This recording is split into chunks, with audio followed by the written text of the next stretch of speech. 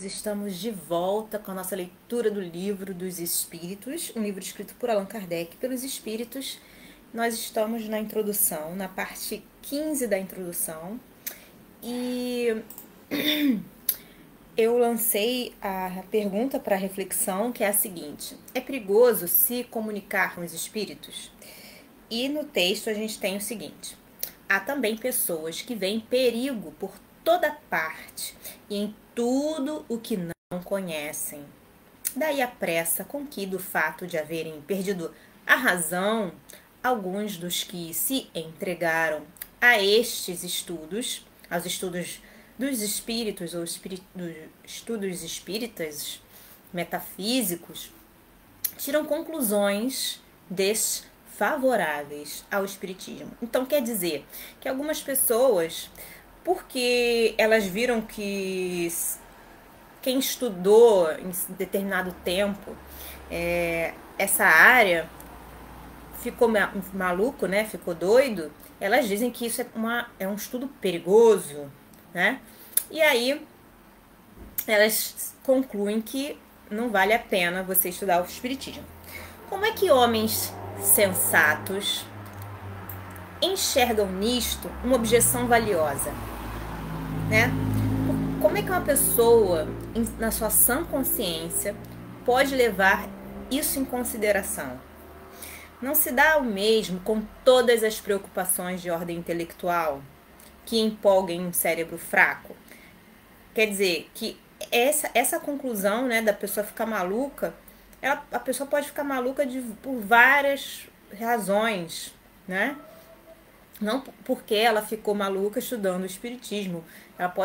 Outras pessoas ficaram malucas fazendo outras coisas. Isso não significa que o espiritismo leva alguém à loucura, tá?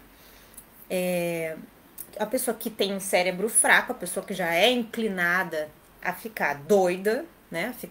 A ser desequilibrada, desequilíbrio, ela vai se desequilibrar com qualquer coisa que ela se propõe a fazer.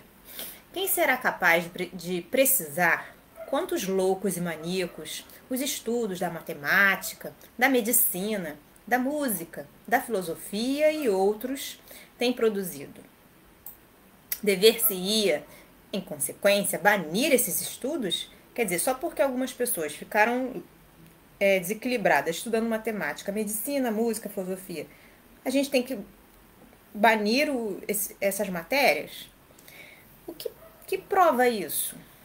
Nos trabalhos corporais, né, trabalhos físicos, estrupiam-se os braços e as pernas, né? A gente pode ter lesões que são instrumentos da ação material.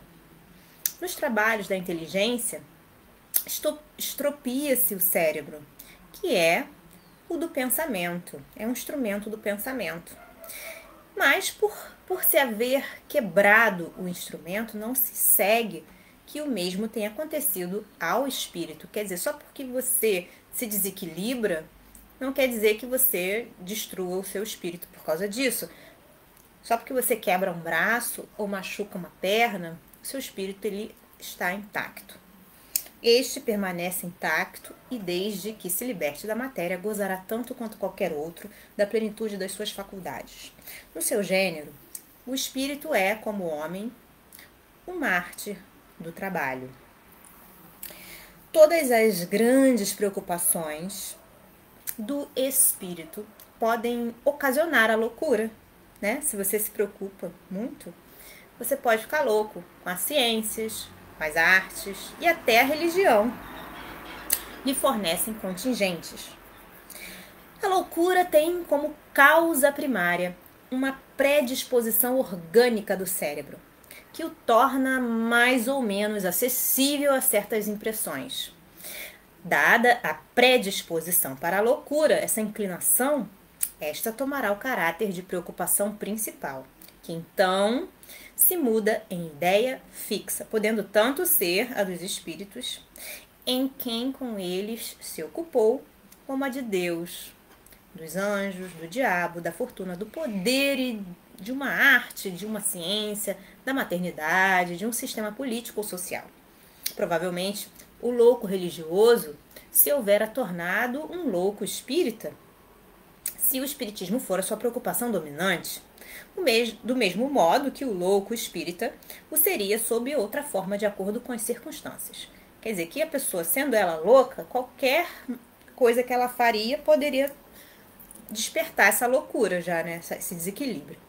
Digo, pois, que o espiritismo não tem privilégio algum a esse respeito. Quer dizer, não é porque é o espiritismo que vai tornar as pessoas loucas. Vou mais longe. Digo que, bem compreendido, o espiritismo é um preservativo contra a loucura. Entre as causas mais comuns de sobreexcitação cerebral devem contar-se as decepções, os infortúnios, as afeições contrariadas, que ao mesmo tempo são as causas mais frequentes de suicídio. Ora, o verdadeiro espírita vê as coisas deste mundo de um ponto de vista tão elevado. Elas lhe parecem tão pequenas, tão mesquinhas, a par do futuro que o aguarda. A vida se lhe mostra tão curta, tão fugaz, ela passa tão rápido que aos seus olhos as tribulações não passam de incidentes desagradáveis no curso de uma viagem. O que em outro produziria violenta emoção, mediocremente o afeta. Demais, ele sabe que as amarguras da vida são provas úteis ao seu adiantamento, se as sofrer sem murmurar, porque será recompensado na medida da coragem com que as houver suportado. Suas convicções lhe dão, assim, uma resignação que o preserva do desespero e, por conseguinte, de uma causa permanente de loucura e suicídio. Conhece também, pelo espetáculo que as comunicações com os espíritos lhe proporcionam, qual a sorte, qual o destino dos que voluntariamente abreviam seus dias. E esse quadro é bem de molde a fazê-lo refletir. Tanto que a cifra muito considerável já acende o número dos que foram detidos em meio desse declive funesto. Este é um dos resultados do espiritismo. Riam quanto queiram os incrédulos. Desejo-lhes as consolações que ele prodigaliza a todos os que se hão dado ao trabalho de lhe sondar as misteriosas profundezas. Cumpre também colocar, entre as causas da loucura, o pavor, sendo que o do diabo já desequilibrou mais de um cérebro. Quantas vítimas não têm feito os que abalam imaginações fracas com esse quadro que cada vez mais pavoroso se esforçam por tornar mediante horríveis pormenores. O diabo, dizem, só mete medo a crianças. É um freio para fazê-las ajuizadas. Sim, é do mesmo modo que o bicho-papão e o lobisomem. Quando, porém, as crianças deixam de ter medo, estão piores do que dantes.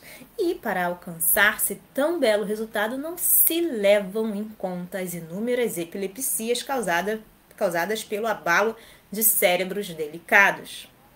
Bem frágil seria a religião se, por não infundir terror, sua força pudesse ficar comprometida.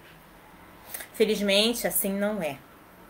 De outros meios dispõe a religião para atuar sobre as almas. Mais eficazes e mais sérios são os que o espiritismo lhe faculta, desde que ela os saiba utilizar. O espiritismo mostra a realidade das coisas, e só com isso neutraliza os funestos efeitos de um temor exagerado. Ok, gente, ficamos por aqui. Desejo a vocês um dia abençoado. Deus abençoe e até a próxima.